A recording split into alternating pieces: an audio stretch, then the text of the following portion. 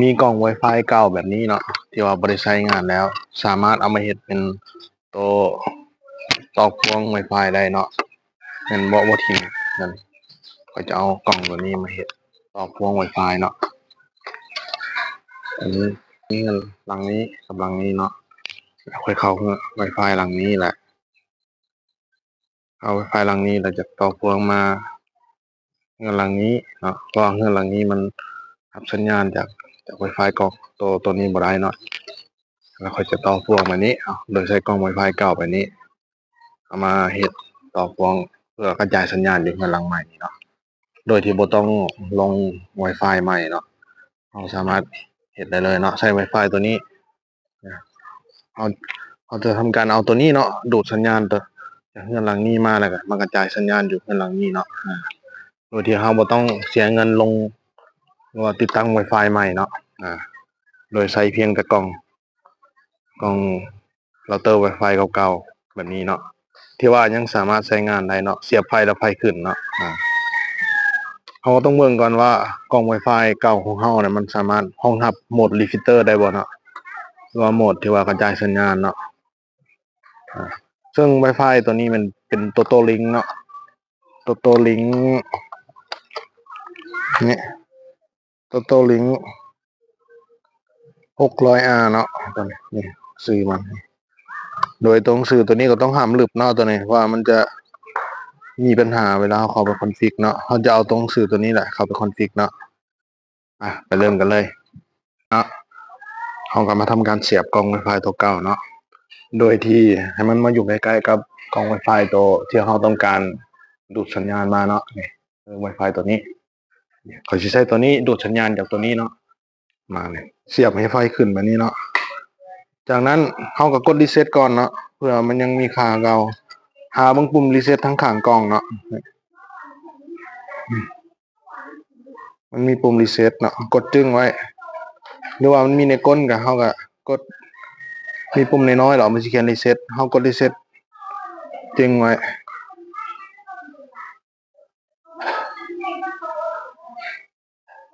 นี่ไฟมันก็จะดับแล้วกดรีเซ็ตแหละดับแล้วมันจะขึ้นมาใหม่เนาะ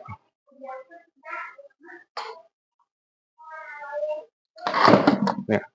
ไฟเริ่มขึ้นมาแล้ว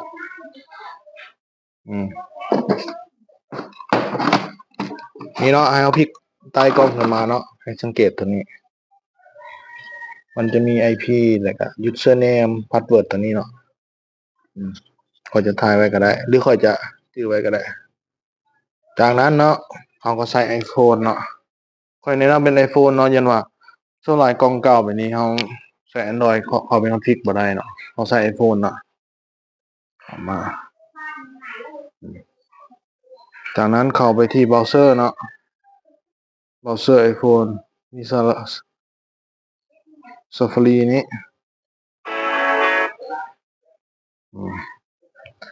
สังเกตเนาะ IP ตัวนี้192.168.0.1เนาะแล้วก็พิมพ์เข้าไปเลยลืมขั้นตอนหนึ่งเนาะเขาต้องไปเชื่อม Wi-Fi ตัวกล่องนี้ก่อนเนาะมันจะปล่อย Wi-Fi ออกมาเนาะนี่เห็นปะตัวลิงก์ 600R นี่เอากดเข้าไปเชื่อมมันก่อน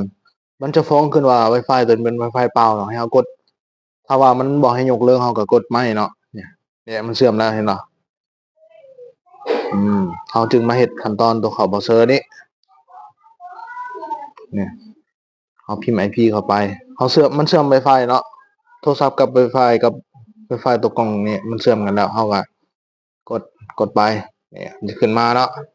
username นี่ username password นี่เนาะ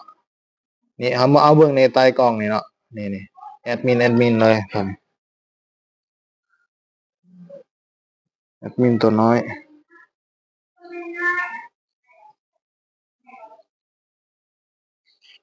บันทึกก็ได้บ่บันทึกก็ได้เนาะ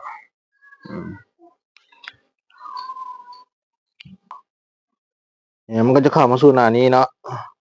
เอากด advance เนาะ advance setup นี่เซิร์ชเบิ่งเนาะขยายขึ้นนี่ให้เฮามา operation mode นี้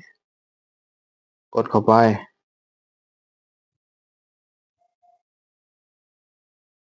เห็นเหรอมันจะมีหลายโหมดขึ้นมาเนี่ย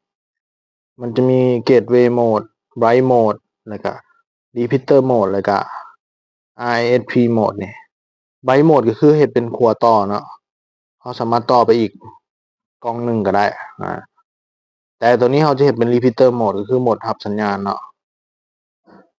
เขาติ๊กใส่ติ๊กใส่รีพิเตอร์โหมดแล้วเลื่อนมาหน่อยหนึ่งเนาะมันจะมีคำว่าเน็กทางลมเนี่ยกดกดเน็กแล้วมันจะมานี้จากนั้นเนาะมันจะให้เราสแกนหา Wi-Fi เนาะก็คือ Wi-Fi ตัวนี้เนาะตัวนี้มันให้เราสแกนเนาะสแกนหา Wi-Fi เนี่ยเขาใช้มันสแกนหา Wi-Fi ตัวนี้เราก็กดสแกนเนาะ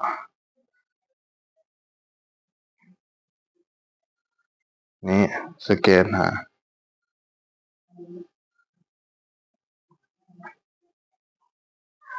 แป๊บหนึ่งเนาะนี่เนาะหลังจากกดสแกนแล้วมันขึ้นมาแล้วมันจะมี Wi-Fi ในบริเวณนี้ที่ว่ามันจับสัญญาณได้มันก็ขึ้นมาเบิดเนาะนี่เนาะมีมี channel 721นี่เนาะสิบเนาะนี่ความแห้งสัญญาณนี่สิบเนาะนี่เปอร์เซ็นต์นี่ร้อยเนาะตอนนี้เพราะว่าสองอันทั้งเทิงนี่มันสัญญาณแห้งเนาะ40%ก็คือเขาสามารถที่ว่าเอากล้องตัวนี้ไปอยู่ในรัศมีให้มันสามารถจับไวไฟตัวนี้ได้มันเขาก็สามารถคอนฟิกได้แล้วเนาะตัวนี้เขาจะให้มันดูดสัญญาณจากกล้องนี้เนาะกล้องนี้มันชื่ออันนี้แหละกล้องนี้มันชื่ออันนี้แหละชื่อคอยเนี่ยตัวนี้เห็นเนาะเห็นเนาะตั้งชื่อเสร็จแล้วเนี่ยเห็นเนาะเขากดมาเสื่อมเลยนะเห็นเนาะเขากดติ๊กใส่ไวไฟมันจะขึ้นเป็นชื่อนี้เนาะเห็นเนาะ Network Name SSID เนี่ยจากนั้นแล้วเขาเลื่อนเรามาลุ่มชุดตัวลุ่มนี้เนาะมันจะมีเขียนพาสเวิร์ดให้ใส่พาสเวิร์ดตัวนี้เนาะให้เขาใส่พาสเวิร์ด Wi-Fi กล่องนี้เนาะเขาต้องจื่อว่า Wi-Fi กล่องนี้เนาะจื่อรหัสมันเนาะเขาต้องเอาพาสเวิร์ดมาใส่เนาะพาสเวิร์ด Wi-Fi กล่องนี้มาใส่กล่องที่เขาต้องการดูดมาใส่เนาะก็พิมพ์เสร็จเลยคอยพิมพ์เสร็จเรียบร้อยเลยเนาะคอยกับกด connect เนาะตึ๊บบาทหนึ่งมันก็จะทำการรีบูตหน่อยนึงเนาะหมุนกล่องหมุน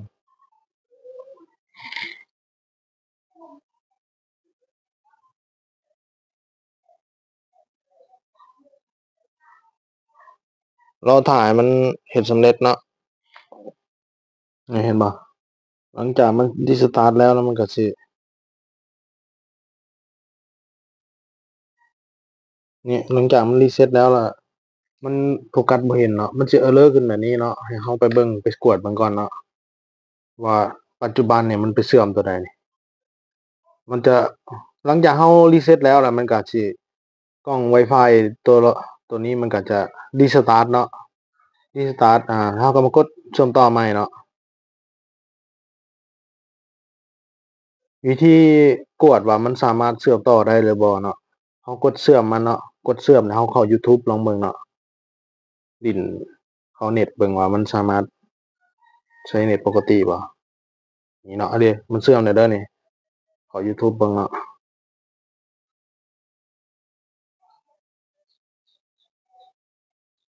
ได้แล้วบ่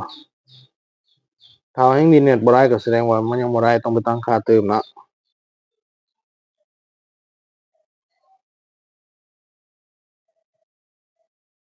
เครือข่ายไม่ปลอดภัย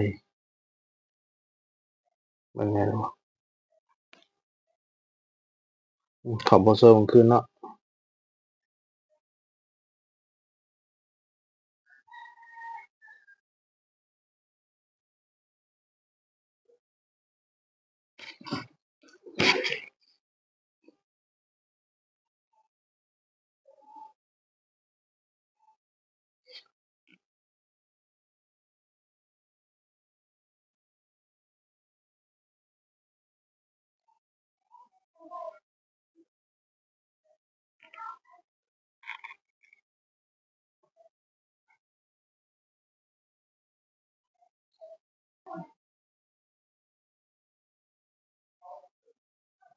นี่เนาะ เขาจะมาเบิ่งคืนเนาะนี่เราเสื่อมไว้แล้วเราสิ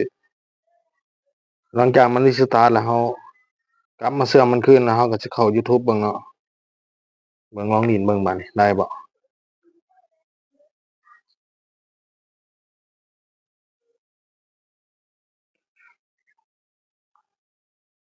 นั่นเฮ้ยเข้า YouTube ได้แล้วนี่แสดงว่ามันเสื่อมได้แล้วนี่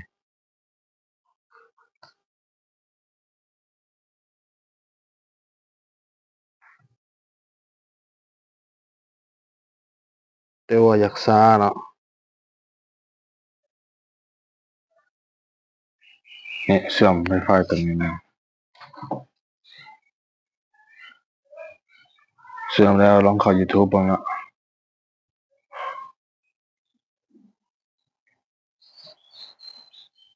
Oppo Find X8 ทำไมถึงยังน่าซื้อน่าใช้มากๆในปี 2026 นี่เนาะเห็นเนาะเนี่ยเสื่อมตัวลิงก์ตัวนี้เนาะ บินเป็นเมืองหลวงแห่งแรกของเวียดนามในยุคที่รวมชาติได้สำเร็จที่นี่มีตัวนี้แม่นมันจะคอยบริเซตรหัสไว้เนาะก็คือเฮาเครื่องนี้เขาบ่ได้ตั้งรหัสเนาะไม่ปลอดภัยคือใครคือคอยติ๊กใส่แล้วมันสิเสื่อมเลยเนาะสำหรับเครื่องอื่นแต่ถ้าว่าเฮาอยากตั้งรหัส Wi-Fi เนาะเฮาก็เฮ็ดคือเก่าเนาะเข้าไปคอนฟิกใส่มันเนาะข้อยจะบ่ได้เข้าไปคอนฟิกตั้งรหัสเนาะเพราะอันนี้ก็อย่ามันยุ่งยากมันมีคลิปแยกที่ข้อยเฮ็ดไว้ก่อนหน้านี้แล้ววิธีเปลี่ยนรหัสผ่านเนาะนี่ข้อยเชื่อมต่อไว้แล้วนี่เห็นบ่ตัวลิงก์600R นี่ N600R นี่หลังจากนั้นข้อยจะมาแท็บสปีดเบิ่งเนาะว่าสิได้ประมาณเท่าใดสปีดความไวตัวนี้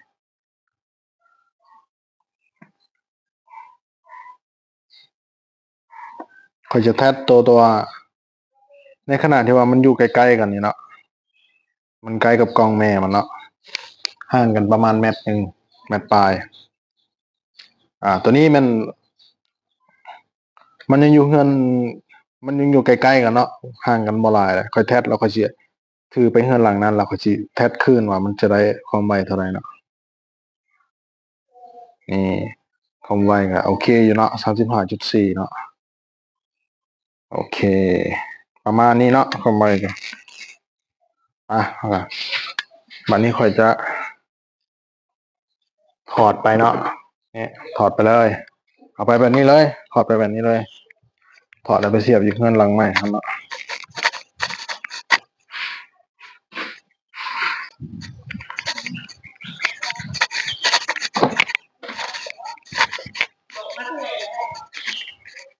ได้แล้วจะต้องตอบอันนี้เขาจะเสียบตรงเนาะนี่มาข้างหลังนี้แหละเสียบปลายให้มันขึ้นเนาะ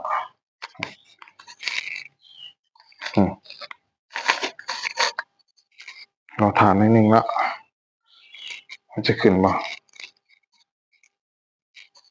มันยังไม่ขึ้นเนาะมันยังมีสตาร์ทอยู่แป๊บหนึ่งใช้เวลาประมาณ2-3 นาทีเนาะนี่เ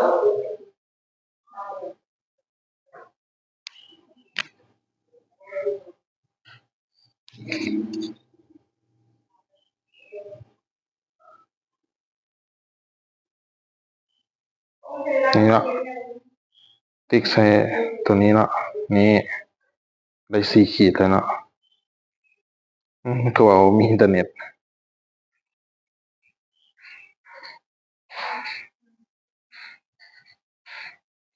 เนี่ยเอา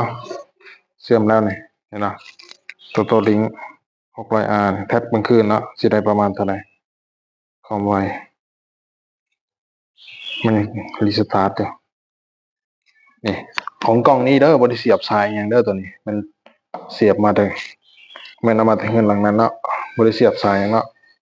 เป็นการดูดสัญญาณมาทุกคนเนาะนี่ความไวเกือบว่าจะบรุษตรงเลยเนาะ